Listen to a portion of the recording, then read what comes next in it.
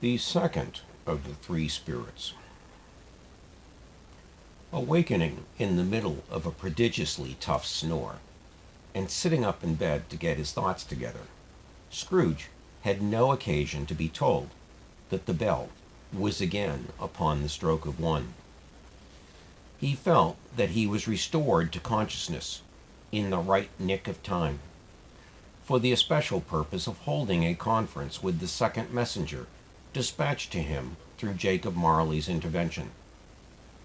But finding that he had turned uncomfortably cold when he began to wonder which of his curtains this new spectre would draw back, he put them every one aside with his own hands, and laying down again, established a sharp lookout all around the bed, for he wished to challenge the spirits on the moment of its appearance, and did not wish to be taken by surprise and made nervous.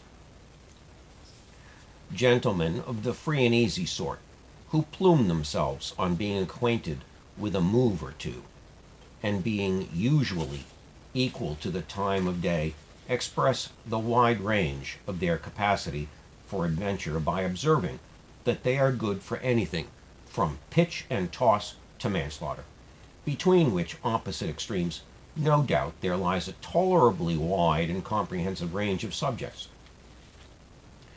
Without venturing for Scrooge quite as heartily as this, I don't mind calling on you to believe that he was ready for a good broad field of strange appearances, and that nothing between a baby and a rhinoceros would have astonished him very much. Now, being prepared for almost anything, he was not by any means prepared for nothing, and consequently, when the bell struck 1, and no shape appeared, he was taken with a violent fit of trembling. 5 minutes, 10 minutes, a quarter of an hour went by, yet nothing came. All this time he lay upon his bed, the very core and center of a blaze of ruddy light, which streamed upon it when the clock proclaimed the hour, and which, being only light, was more alarming than a dozen ghosts, as he was powerless to make out what it meant, or would be at, and was sometimes apprehensive that he might be at the very moment an interesting case of spontaneous combustion, without having the consolation of knowing it. At last, however, he began to think as you or I would have thought at first, for it is always the person not in the predicament who knows what ought to have been done in it, and would unquestionably have done it, too. At last, I say he began to think that the source and secret of this ghostly light might be in the adjoining room, from whence, on further tracing, it seemed to shine. This idea taking full possession of his mind, he got up softly and shuffled in his slippers to the door. The moment Scrooge's hand was on the lock, a strange voice called him by his name and bade him enter. He obeyed. It was his own room. There was no doubt about that, but it had undergone a surprising transformation. The walls and ceiling were so hung with living green that it looked a perfect grove, from every part of which bright gleaming berries glistened. The crisp leaves of holly, mistletoe, and ivy reflected back the light, as if so many little mirrors had been scattered there, and such a mighty blaze roared up in the chimney as that dull petrification of a hearth had never known in Scrooge's time, or Marley's, or for many and many a winter season gone. Heaped up upon the floor to form a kind of throne, were turkeys, geese, game, poultry, brawn, great joints of meat, sucking pigs, long wreaths of sausages, mince pies, plum puddings, barrels of oysters, red-hot chestnuts, cherry-cheeked apples, juicy oranges, luscious pears, immense twelfth cakes, and seething bowls of punch that made the chamber dim with their delicious steam. In easy state upon this couch there sat a jolly giant, glorious to see, who bore a glowing torch in shape not unlike Plenty's horn, and held it up, high up, to shed its light on Scrooge as he came peeping round the corner. "Come in," exclaimed the ghost. "Come in, and know me better, man." Scrooge entered timidly, and hung his head before the spirit. He was not the dogged Scrooge he had been, and though its eyes were clear and kind, he did not like to meet them. "I am the ghost of Christmas Present," said the spirit. "Look upon me." Scrooge reverently did so. It was clothed in one simple deep green robe or mantle, bordered with white fur. This garment hung so loosely on the figure that its capacious breast was bare, as if disdaining to be warded or concealed by any artifice. Its feet, observed beneath the ample folds of the garment, were also bare, and on its head it wore no other covering than a holly wreath set here and there with shining icicles. Its dark brown curls were long and free as its genial face, its sparkling eye, its open hand, its cheery voice, its unconstrained demeanor, and its joyful air. Girded around its middle was an antique scabbard, but no sword was in it, and the ancient sheath was eaten up with rust. "You've never seen the like of me before," exclaimed the spirit. "Never," Scrooge made answer to it. "Have never walked forth with the younger members of my family, meaning, for I am very young, my elder brothers, born in these latter years," pursued the phantom. "I don't think I have," said Scrooge. "I'm afraid I have not. Have you had many brothers, spirit?" "More than 1,800, said the ghost. "A tremendous family to provide for," muttered Scrooge. The ghost of Christmas Present rose. "Spirit," said Scrooge submissively, "conduct me where you will. I went forth last night on compulsion, and learnt a lesson which is working now. Tonight, if you have aught to teach me, let me profit by it. Touch my robe." Scrooge did as he was told, and held it fast. Holly, mistletoe, red berries, ivy, turkeys, geese, game, poultry, brawn, meat, pigs, sausages, oysters, pies, puddings, fruit, and punch all vanished instantly. So did the room, the fire, the ruddy glow, the hour of night, and they stood in the city streets on Christmas morning where, for the weather was severe, the people made a rough but brisk and not unpleasant kind of music. In scraping the snow from the pavement in front of their dwellings and from the tops of their houses, whence it was mad delight to the boys to see it come plumping down into the road below and splitting into artificial little snowstorms. The house fronts looked black enough, and the windows blacker, contrasting with the smooth white sheet of snow upon the roofs, and with the dirtier snow upon the ground, which last deposit had been plowed up in deep furrows from the heavy wheels of carts and wagons, furrows that crossed and recrossed each other hundreds of times, when the great streets branched off and made intricate channels hard to trace, in the thick yellow mud and icy water.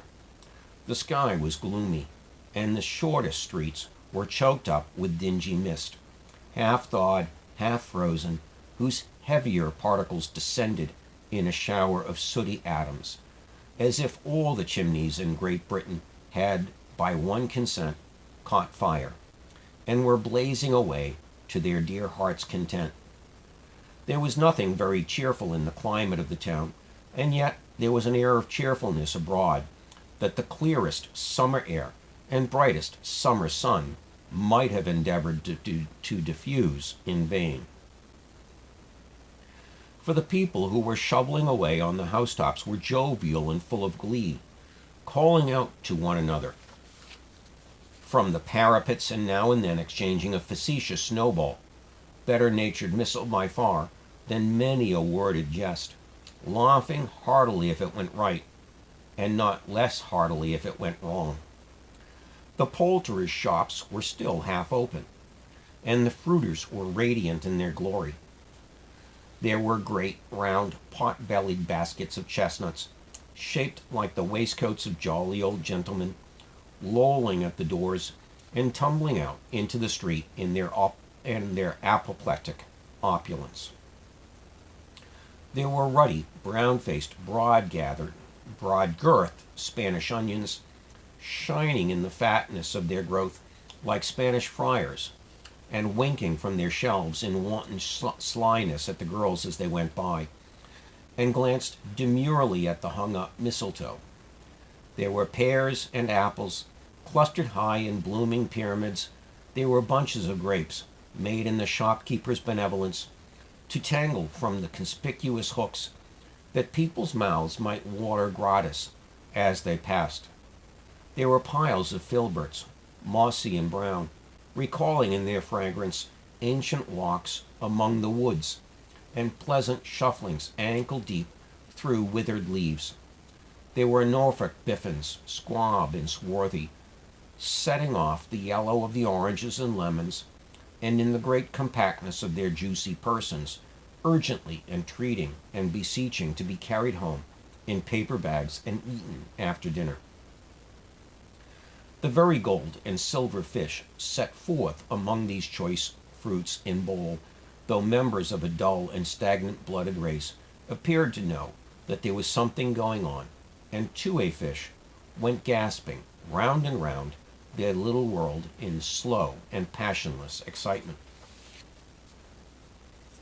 The grocers, oh, the grocers, nearly closed with perhaps 2 shutters down, or 1, but through those gaps such glimpses.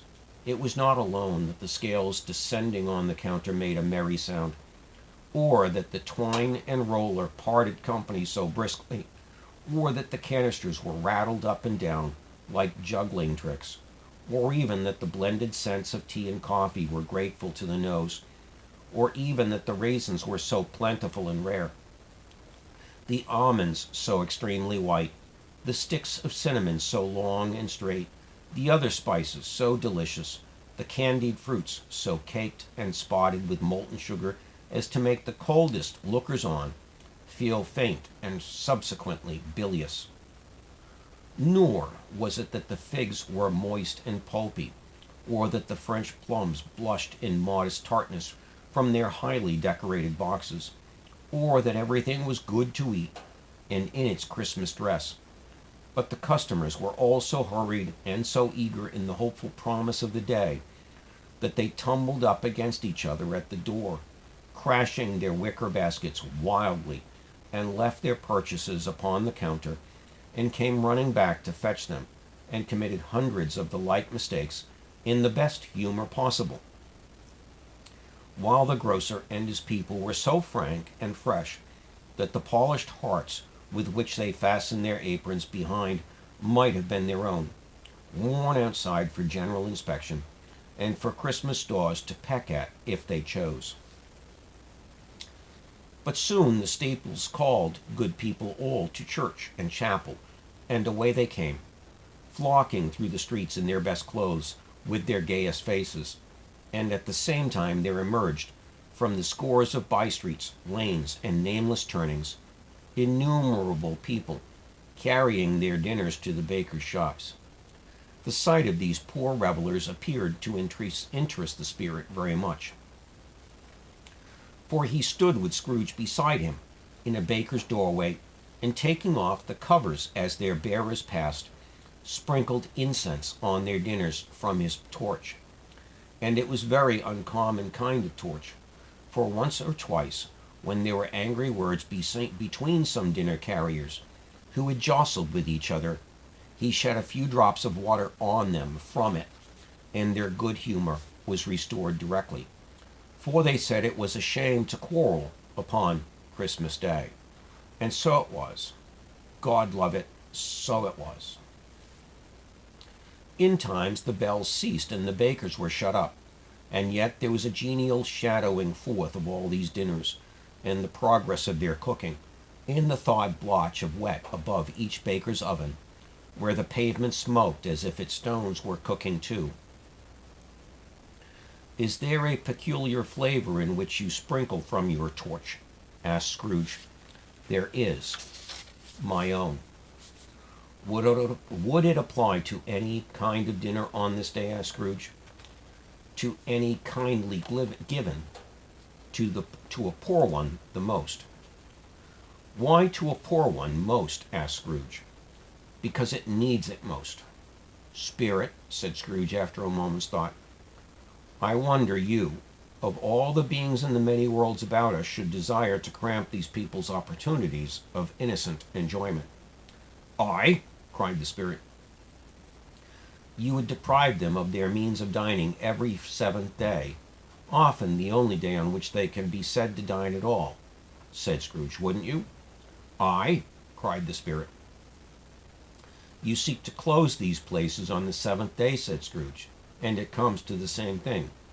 "I seek?" exclaimed the Spirit. "Forgive me if I'm wrong." "It has been done in your name, or at least in that of your family," said Scrooge.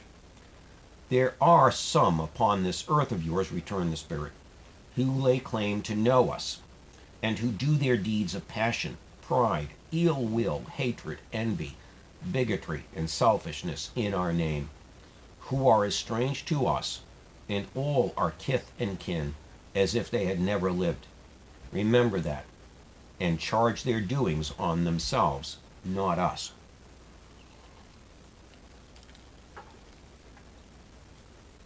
Scrooge promised that he would, and they went on, invisible as they had been before, into the suburbs of the town. It was a remarkable quality of the ghost, which Scrooge had observed at the baker's, that notwithstanding his gigantic size, he could accommodate himself to any place with ease, and that he stood beneath a low roof quite as gracefully, and like a supernatural creature, as it was possible he could have done in any lofty hall. And perhaps it was the pleasure the good Spirit had in showing off this power of his, or else it was his own kind, generous, hearty nature, and his sympathy with all the poor men, that led him straight to Scrooge's clerks.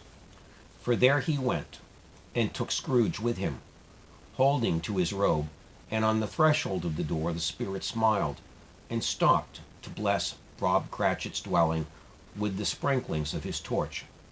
Think of that. Bob had but 15 bob a week himself. He pocketed on Saturdays but 15 copies of his Christian name, and yet the ghost of Christmas present blessed his 4-roomed house. Then up rose Mrs. Cratchit, Cratchit's wife, dressed out but poorly in a twice-turned gown, but bravely in ribbons which are cheap, and make a goodly show for sixpence.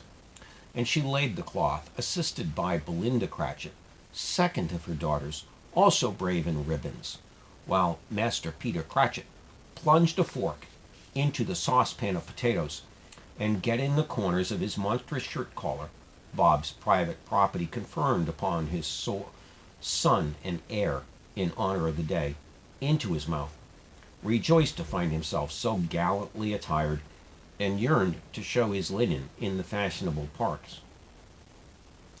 And now 2 smaller Cratchits, boy and girl, came tearing in, screaming that outside the baker's they had smelt the goose, and known it for their own, and basking in luxurious thoughts of sage and onion, these young Cratchits danced about the table, and exalted Master Peter Cratchit to the skies, while he, not proud, although his collars nearly choked him, blew the fire until the slow potatoes, bubbling up, knocked loudly at the saucepan lid to be let out and peeled. "What has ever got your precious father, then?" said Mrs. Cratchit, "and your brother, Tiny Tim? And Martha warn't as late last Christmas Day by half an hour." "Here's Martha, mother," said a girl, appearing as she spoke. "Here's Martha, mother," cried the 2 young Cratchits. "Hurrah! There's such a goose, Martha." "Why, bless your heart alive, my dear, how late you are," said Mrs. Cratchit, kissing her a dozen times, and taking off her shawl and bonnet for her with officious zeal. "We'd a deal of work to finish up last night," replied the girl, "and had to clear away this morning, mother." "Well, never mind so long as you are come," said Mrs. Cratchit. "Sit you down before the fire, my dear, and have a warm. Lord bless ye." "No, no, there's father coming," cried the two young Cratchits, who were everywhere at once. "Hide, Martha, hide." So Martha hid herself, and in came little Bob, the father, with at least 3 feet of comforter, exclusive of the fringe, hanging down before him, and his threadbare clothes darned up and brushed to look seasonable, and Tiny Tim upon his shoulder. Alas for Tiny Tim, he bore a little crutch, and had his limbs supported by an iron frame. "Why, where's our Martha?" cried Bob Cratchit, looking round. "Not coming," said Mrs. Cratchit. "Not coming," said Bob, with a sudden declension in his high spirits, for he had been Tim's blood horse all the way from the church, and had come home rampant. "Not coming upon Christmas Day?" Martha didn't like to see him disappointed, if it were only in joke, so she came out prematurely from behind the closet door, and ran into his arms, while the two young Cratchits hustled Tiny Tim and bore him off to the wash-house, that he might hear the pudding singing in the copper. "And how did little Tim behave?" asked Mrs. Cratchit, when she had rallied Bob on his credulity, and Bob had hugged his daughter to his heart's content. "As good as gold," said Bob, "and better. Somehow he gets thoughtful, sitting by himself so much, and thinks the strangest things you ever heard. He told me, coming home, that he hoped the people might see him in the church, because he was a cripple, and it might be pleasant to them to remember, upon Christmas Day, who made the lame beggars walk and the blind men see." Bob's voice was tremulous when he told them this, and trembled more when he said that Tiny Tim was growing strong and hearty. His active little crutch was heard upon the floor, and back came Tiny Tim before another word was spoken, escorted by his brother and sister to his stool beside the fire. And while Bob, turning up his cuffs, as if, poor fellow, they were capable of being made more shabby, compounded some mixture in a jug with gin and lemons, and stirred it round and round, put it on the hob to simmer. Master Peter and the two ubiquitous young Cratchits went to fetch the goose, with which they soon returned, in high procession. Such a bustle ensued that you might have thought a goose the rarest of all birds, a feathered phenomenon, to which a black swan was a matter of course, and in truth it was something very like it in that house. Mrs. Cratchit made the gravy, ready beforehand in a little saucepan, hissing hot. Master Peter mashed up the potatoes with incredible vigor. Miss Belinda sweetened up the apple sauce. Martha dusted the hot plates. Bob took Tiny Tim beside him in a tiny corner at the table. The two young Cratchits set chairs for everybody, not forgetting themselves, and mounting guard upon their posts, cram spoons into their mouths lest they should shriek for goose before their turn came to be helped. At last the dishes were set on, and grace was said. It was succeeded by a breathless pause, as Mrs. Cratchit, looking slowly all along the carving knife, prepared to plunge it into the breast. But when she did, and when the long-expected gush of stuffing issued forth, one murmur of delight arose all around the board, and even Tiny Tim, excited by the two young Cratchits, beat upon the table with the handle of his knife, and feebly cried, "Hurrah!" There never was such a goose, Bob said, and he didn't believe there ever was such a goose cooked. Its tenderness and flavor, size and cheapness, were the themes of universal admiration. Eked out by the applesauce and mashed potatoes, it was a sufficient dinner, for the whole family indeed, as Mrs. Cratchit said with great delight, surveying one small atom of a bone upon the dish. They hadn't ate it all at last, yet everyone had had enough, and the youngest Cratchits in particular were steeped in sage and onions to the eyebrows. But now the plates were changed by Miss Belinda. Mrs. Cratchit left the room alone, too nervous to bear witness, to take the pudding up and bring it in. Suppose it should not be done enough.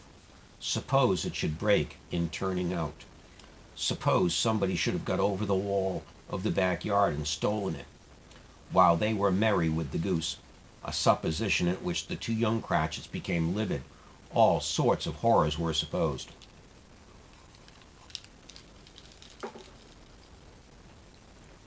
Hello! A great deal of steam. The pudding was out of the copper. A smell like a washing day. That was the cloth. A smell like an eating house and a pastry cook's next door to each other, with a laundress next door to that. That was the pudding. In half a minute, Mrs. Cratchit entered, flushed but smiling proudly, with the pudding like a speckled cannonball, so hard and firm, blazing in half a quartern of ignited brandy, and bedight with Christmas holly stuck into the top. Oh, a wonderful pudding! Bob Cratchit said, and calmly, too, that he regarded it as the greatest success achieved by Mrs. Cratchit since their marriage. Mrs. Cratchit said that now the weight was off her mind. She would confess she had had her doubts about the quantity of flour. Everybody had something to say about it, but nobody said or thought that it was a small pudding for such a large family. It would have been a flat heresy to do so. Any Cratchit would have blushed to hint at such a thing. At last the dinner was done. The cloth was cleared, the hearth swept, and the fire made up. The compound in the jug being tasted and considered perfect, apples and oranges were put upon the table, and a shovel full of chestnuts on the fire. Then all the Cratchit family drew round the hearth in what Bob Cratchit called a circle, meaning half a one. And at Bob Cratchit's elbow stood the family display of glass, 2 tumblers and a custard cup without a handle.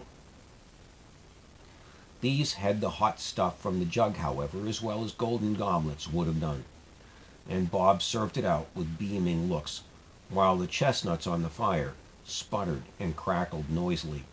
Then Bob proposed, "A Merry Christmas to us all, my dears. God bless us." Which all the family re-echoed. "God bless us, every one," said Tiny Tim, the last of all. He sat very close to his father's side upon the little stove. Bob held his withered little hand in his, as if he loved the child, and wished to keep him by his side, and dreaded that he might be taken from him. "Spirit," said Scrooge, with an interest he had never felt before, "tell me if Tiny Tim will live." "I see a vacant seat," replied the ghost, "in the poor chimney corner, and a crutch without an owner, carefully preserved. If these shadows remain unaltered by the future, the child will die." "No, no," said Scrooge. "Oh, no, kind spirit. Say he will be spared."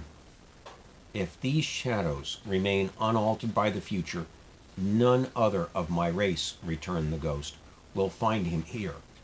What then?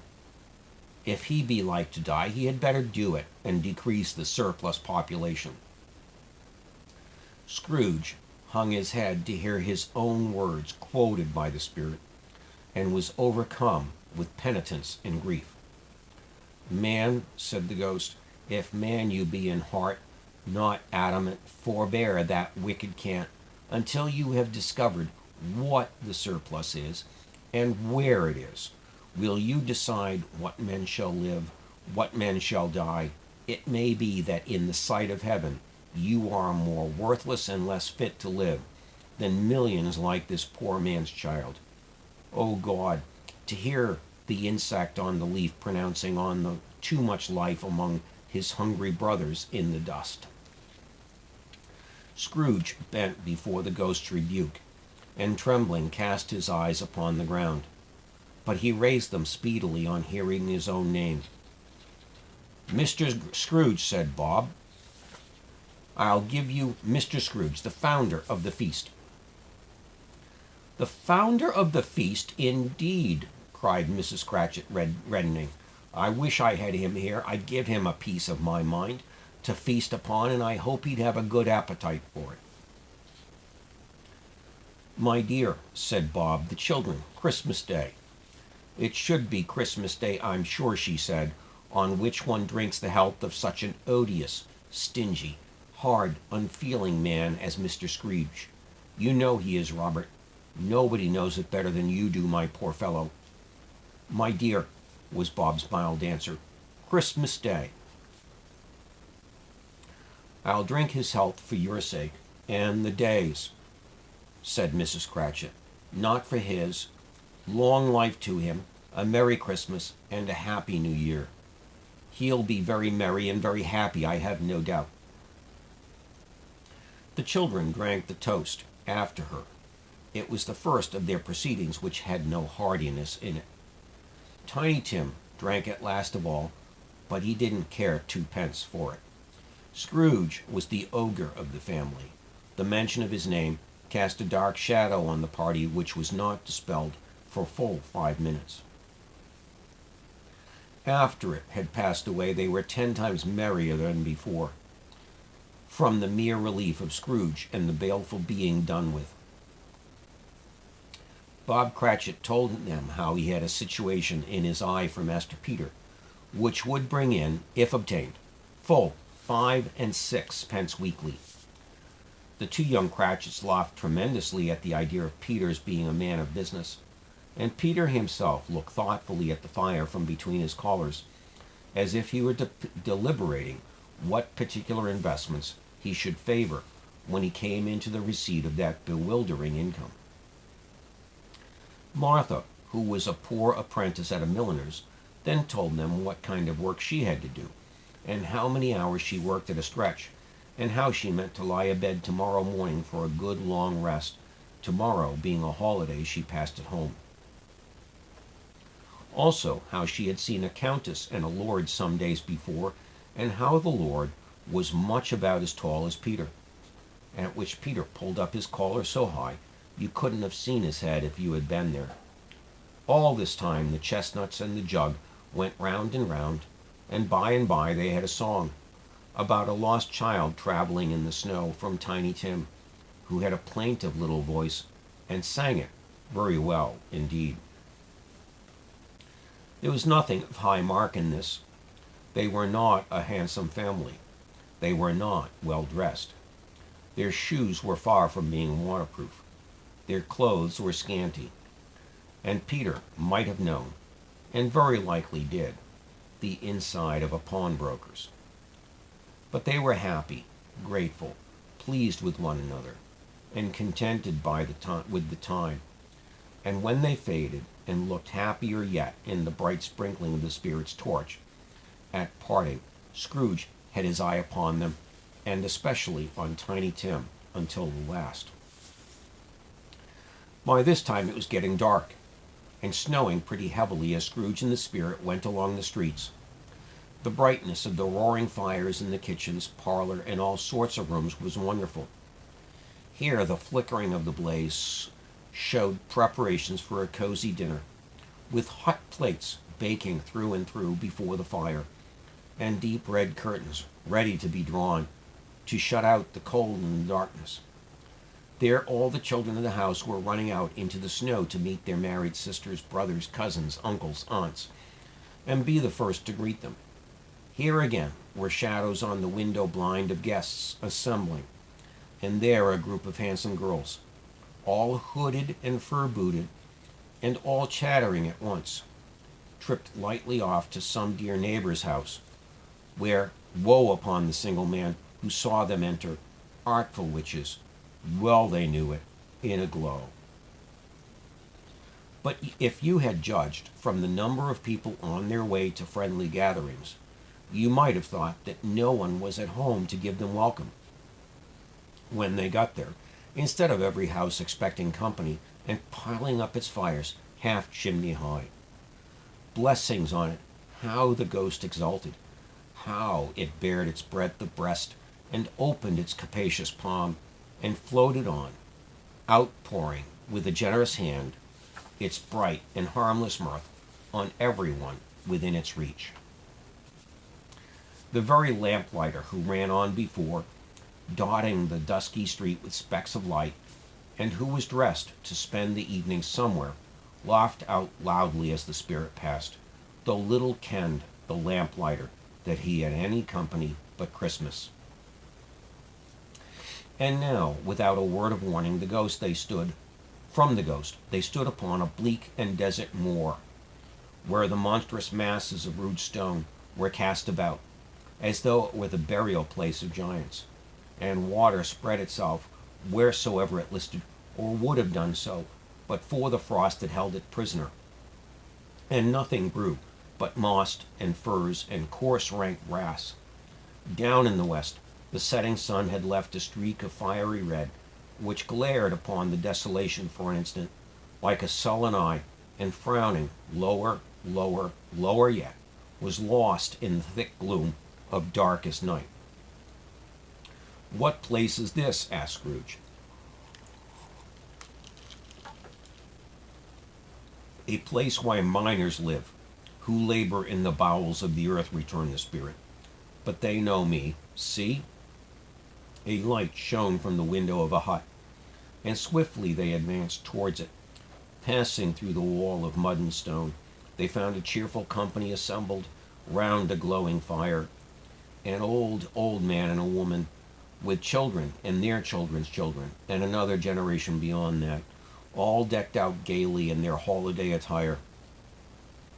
The old man, in a voice that seldom rose above the howling of the wind upon the barren waste, was singing them a Christmas song. It had been a very old song when he was a boy, and from time to time they all joined in the chorus. So surely as they raised their voices, the old man got quite blithe and loud, and so surely as they stopped, his vigor sank again. The spirit did not tarry here, but bade Scrooge hold his rope, and passing on above the moor, sped whither? Not to see, to see.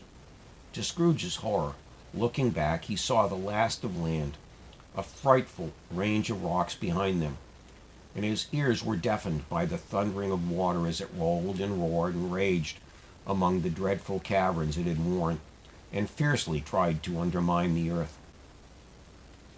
Built upon a dismal reef of sunken rocks, some league or so from shore, on which the waters chafed and dashed, the wild year through, there stood a solitary lighthouse. Great heaps of seaweed clung to its base, and storm birds, born of the wind one might suppose, as seaweed of the water, rose and fell about it like the waves they skimmed. But even here, two men who watched the light had made a fire that through the loophole in the thick stone wall shed out a ray of brightness on the awful sea. Joining their horny hands over the rough table at which they sat, they wished each other Merry Christmas in their can of grog, and one of them, the elder two, with his face all damaged and scarred with hard weather, as the figurehead of an old ship might be, struck up a sturdy song that was like a gale in itself. Again the ghost sped on, above the black and heaving sea, on and on until, being far away, as he told Scrooge, from any shore, they lighted on a ship. They stood beside the helmsman at the wheel, the lookout in the bow, the officers who had the watch, dark ghostly figures in their several stations, but every man among them hummed a Christmas tune, or had a Christmas thought, or spoke below his breath to his companion of some bygone Christmas day, with homeward hopes belonging to it, and every man on board, waking or sleeping, good or bad, had had a kinder word for another on that day than on any day in the year. and had shared to some extent in its festivities, and had remembered those he cared for at a distance, and had known that they delighted to remember him. It was a great surprise to Scrooge, while listening to the moaning of the wind, and thinking what a solemn thing it was to move on through the lonely darkness over an unknown abyss, whose depths were secrets as profound as death. It was a great surprise to Scrooge, while thus engaged, to hear a hearty laugh. It was a much greater surprise to Scrooge to recognize it as his own nephew's, and to find himself in a bright, dry, gleaming room, with the spirit standing smiling by his side, and looking at that same nephew with approving affability. "Ha, ha!" laughed Scrooge's nephew. "Ha, ha, ha! If you should happen, by any unlikely chance, to know a man more blessed in a laugh than Scrooge's nephew, all I can say is, I should like to know him too. Introduce him to me, and I'll cultivate his acquaintance." It is a fair, even-handed, noble adjustment of things, that while there is infection and disease and sorrow, there is nothing in the world so irresistibly contagious as laughter and good humor. When Scrooge's nephew laughed in this way, holding his sides, rolling his head, and twisting his face into the most extravagant contortions, Scrooge's niece by marriage laughed as heartily as he, and their assembled friends, being not a bit behindhand, roared out lustily, "Ha, ha, ha, ha, ha, ha!" "He said that Christmas was a humbug, as I lived," cried Scrooge's nephew. "He believed it, too." "More shame for him, Fred," said Scrooge's niece indignantly. "Bless those women, they never do anything by the halves. They are always in earnest." She was very pretty, exceedingly pretty, with a dimpled, surprised-looking, capital face, a ripe little mouth that seemed made to be kissed, as no doubt it was, all kinds of good little dots about her chin that melted into one another when she laughed, and the sunniest pair of eyes you ever saw in any little creature's head. Altogether, she was what you would have called provoking, you know, but satisfactory, too. Oh, perfectly satisfactory. "He is a comical old fellow," said Scrooge's nephew. "That's the truth, and not so pleasant as he might be. However, his offenses carry their own punishment, and I have nothing to say against him." "I'm sure he's very rich, Fred," hinted Scrooge's niece. "At least, you tell me so." "What of that, dear?" said Scrooge's nephew. "His wealth is of no use to him. He doesn't do any good with it. He don't make himself comfortable with it. He hasn't the satisfaction of thinking, that he is ever going to benefit us with it." "I have no patience with him," observed Scrooge's niece. Scrooge's niece's sisters and all the other ladies expressed the same opinion. "Oh, I have," said Scrooge's nephew. "I am sorry for him. I couldn't be angry with him if I tried. Who suffers by his ill whims? Himself, always. Here he takes it into his head to dislike us, and he won't come and dine with us. What's the consequence? He don't lose much of a dinner." "Indeed, I think he loses a very good dinner," interrupted Scrooge's niece. Everybody else said the same, and they must be allowed to have been competent judges, because they had just had dinner, and with the dessert upon the table, were clustered round the fire by lamplight. "Well, I'm very glad to hear it," said Scrooge's nephew, "because I haven't any great faith in these young housekeepers. What do you say, Topper?" Topper, who had clearly got his eye upon one of Scrooge's niece's sisters, for he answered that a bachelor was a wretched outcast who had no right to express an opinion on the subject, whereat Scrooge's niece's sister, the plump one with the lace tucker, not the one with the roses, blushed.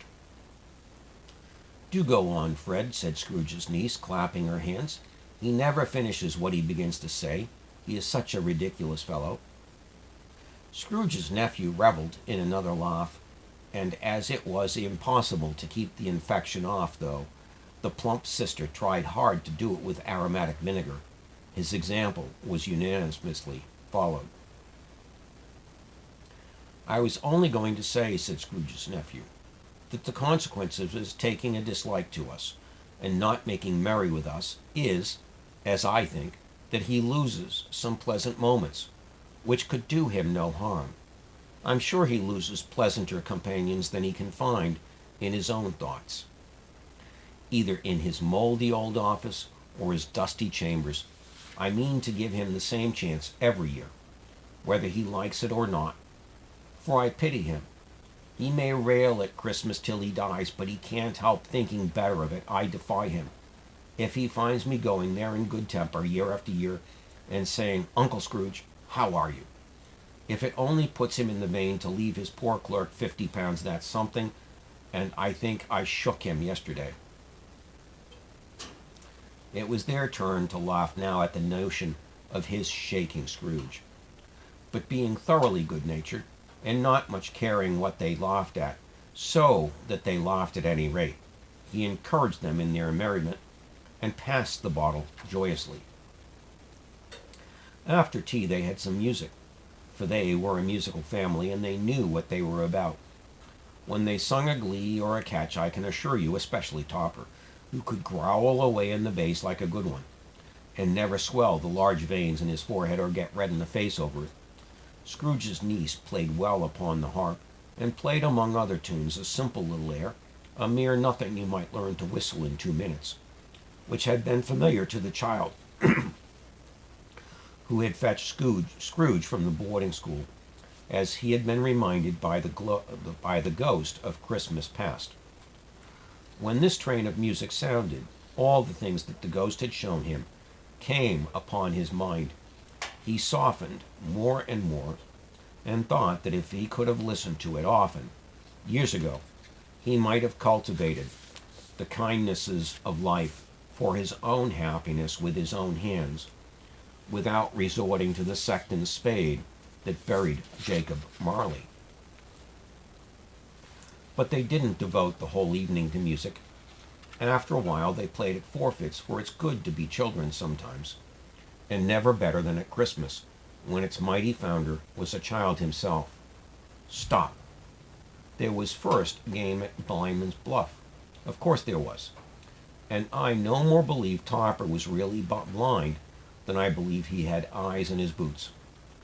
My opinion is that it was a done thing between him and Scrooge's nephew, and that the ghost of Christmas present knew it. The way he went after that plump sister in the lace tucker was an outrage on the credulity of human nature. Knocking down the fire irons, tumbling over the chairs, bumping up against the piano, smothering himself among the curtains. Wherever he went, there went he. Wherever she went, there went he. He always knew where the plump sister was. He couldn't catch anybody else. If you had fallen up against him, as some of them did, and stood there, he would have made a feint of endeavoring to seize you, which would have been an affront to your understanding, and would instantly have sidled off in the direction of the plump sister. She often cried out that it wasn't fair, and it really was not. But when at last he caught her, when in spite of all her silken rustlings and her rapid flutterings past him, he got her into a corner whence there was no escape, then his conduct was the most execrable. For his pretending not to know her, his pretending that it was necessary to touch her headdress, and further to assure himself of her identity by pressing a certain ring upon her finger, and a certain chain about her neck, was vile, monstrous. No doubt she told him her opinion of it, when another blind man being in office, they were so very confidential together behind the curtains. Scrooge's niece was not one of the Blindman Bluff's party, but was made comfortable with a large chair and footstool in a snug corner, where the ghost and Scrooge were close behind her. But she joined in the forfeits, and loved her love to admiration with all the letters of the alphabet. Likewise at the game of how, when and where, she was very great, and to the secret joy of Scrooge's nephew, beat her sisters hollow, though they were very sharp girls too, as Topper could have told you. There might have been 20 people there, young and old, but they all played, and so did Scrooge, for wholly forgetting in the interest he had in what was going on, that his voice made no sound in their ears, he sometimes came out with his guess quite loud, and very often guessed right too, for the sharpest needle, best Whitechapel warrant not to cut the eye, was not sharper than Scrooge, blunt as he took it in his head to be. The ghost was greatly pleased to find him in this mood, and looked upon him with such favor that he begged like a boy to be allowed to stay until the guest departed, but this, Spirit said, could not be done. "Here is a new game," said Scrooge. "1 half-hour, Spirit, only one." It was a game called Yes and No, where Scrooge's nephew had to think of something, and the rest must find out what he only answering to their questions, yes or no, as the case was. The brisk fire was questioning to which he was exposed elicited from him that he was thinking of an animal, a live animal rather than a disagreeable animal, a savage animal, an animal that growled and grunted sometimes and talked sometimes and lived in London, and walked about the streets, and wasn't made a show of, and wasn't led by anybody, and didn't live in a menagerie, and was never killed in a market, was not a horse or an ass or a cow, or a bull or a tiger or a dog or a pat or a cat, or a pig or a cat or a bear. At every fresh question that was put to him, this nephew burst into a fresh roar of laughter, and was so inexpressibly tickled that he was obliged to get up off the sofa and stamp. At last the plump sister, falling into a similar state, cried out, "I have found it out. I know what it is, Fred. I know what it is." "What is it?" cried Fred. "It's your Uncle Scrooge," which it certainly was.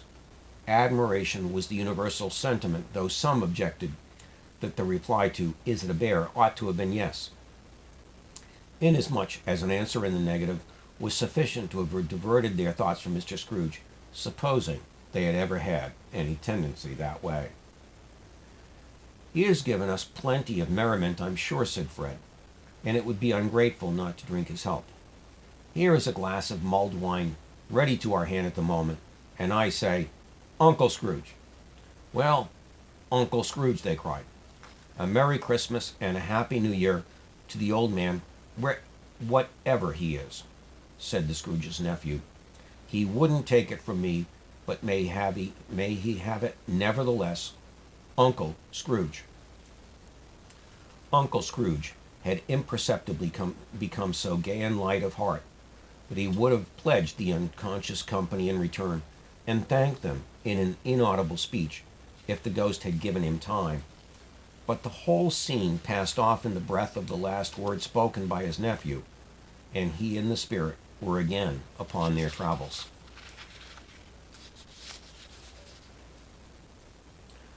Much they saw, and far they went, and many homes they visited, but always with a happy end. The spirits stood beside sick beds, and they were cheerful on foreign lands, and they were close at home by struggling men, and they were patient in their greater hope by poverty, and it was rich. In almshouse, hospital, and jail, in misery's every refuge, where vain man in his little brief authority had not made fast the door and barred the spirit out, he left his blessings and taught Scrooge his precepts.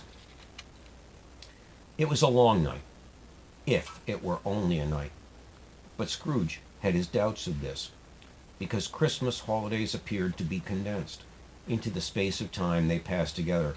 It was strange, too, that while Scrooge remained unaltered in his outward form, the ghost grew older, clearly older. Scrooge had observed this change, but never spoke of it until they left a children's Twelfth Night party, when, looking at the spirit as they stood together in an open place, he noticed that its hair was gray. "Are spirits' lives so short?" asked Scrooge. "My life upon this globe is very brief," replied the ghost. "It ends tonight." "Tonight?" cried Scrooge. "Tonight at midnight. Hark! The time is drawing near." The chimes were ringing the 11:15 at that moment. "Forgive me if I am not justified in what I ask," said Scrooge, looking intently at the spirit's robe. But I see something strange and not belonging to yourself protruding from your skirts. Is it a foot or a claw? It might be a claw, for the flesh there is upon it, was the spirit's sorrowful reply. Look here. From the foldings of its robe it brought 2 children, wretched, abject, frightful, hideous, miserable. They knelt down at its feet and clung upon the outside of its garment. Oh man, look here. Look down here, exclaimed the ghost. They were a boy and a girl, yellow, meager, ragged, scowling, wolfish, but prostrate, too, in their humility. Where graceful youth should have filled their features out and touched them with its freshest tints, a stale and shriveled hand like that of age had pinched them and twisted them and pulled them into shreds. Where angels might have sat enthroned, devils lurked and glared out menacingly. No change, no degradations, no perversion of humanity in any grade through all the mysteries of wonderful creation has monsters half so horrible and dread. Scrooge started back, appalled. Having them shown to him in this way, he tried to say they were fine children, but the words choked themselves rather than be parties to a lie of such enormous magnitude. Spirit, are they yours? Scrooge could say no more. They are man's, said the spirit, looking down upon them, and they cling to me, appealing from their fathers. This boy is ignorance. This girl is want. Beware them both, and all of their degree. But most of all, beware this boy, for on his brow I see that written which is doom, unless the writing can be erased. Deny it, cried the spirit, stretching out its hand toward the city. Slander those who tell it ye. Admit it for your factious purposes, and make it worse, and bide the end. Have they no refuge or resource? Cried the Scrooge. Are there no prisons? Asked the spirit, turning on him for the last time with his own words. Are there no workhouses? The bell struck 12. Scrooge looked about him for the ghost and saw it not. As the last stroke ceased to vibrate, he remembered the prediction of old Jacob Marley, and lifting up his eyes, beheld a solemn phantom, draped and hooded, coming like a mist along the ground towards him.